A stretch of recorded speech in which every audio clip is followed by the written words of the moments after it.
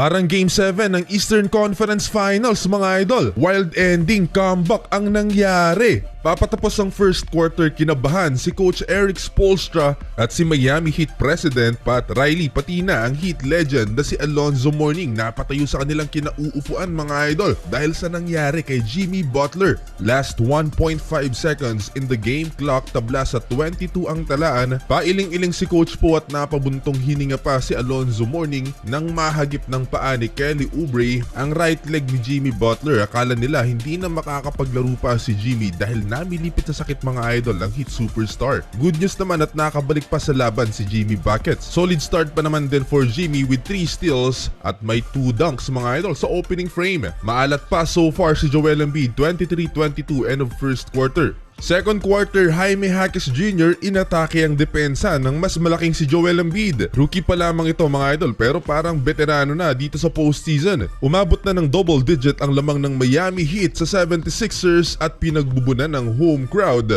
ang kanila mismong kupunan. Naka-playoff mode na ang Miami Heat at talagang lumalabas ang tunay na lakas ng kupunan ni Coach Erik Spoelstra. Last 2 minutes bumitaw ng tatlong magkakasunod na 3-pointers ang Miami. 9-0 run at lumobo pa mga idol sa 14 points ang lamang nila sa Philly. Maalat pa sa lagay na yan si Tyler Hero, shooting only 1 of 5 beyond the arc. 51-39 halftime, 4 steals for Jimmy Buckets. Struggle naman si Joel Embiid, 10 points pa lang so far, shooting 2 of 8 from the field.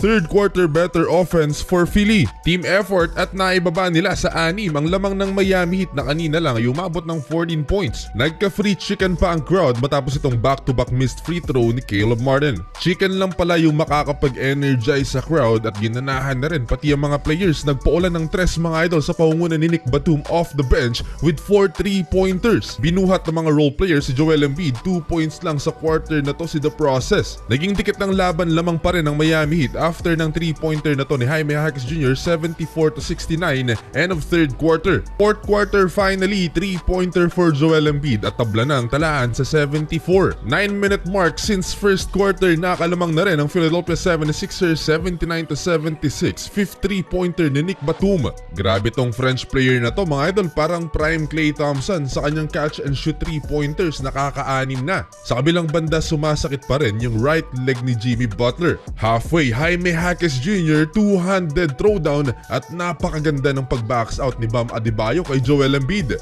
4 minutes left in the game clock, Nick Batum again, follow-up layup, 20-point game na at yan ang kanyang season high. Siya na rin ang leading scorer ng Philly, dinaig pa niya si Joel Embiid at Tyrese Maxey. Last 3 minutes, Tyler Hero, much needed mid-range jumper, 91-88. Sumagot ng clutch 3-pointer si Joel Embiid pero 3-pointer din ang sagot sa kanya ni Tyler Hero. Parang Eastern Conference Finals lang mga idol, nagkasalita ng kalamangan Joel Embiid and one play.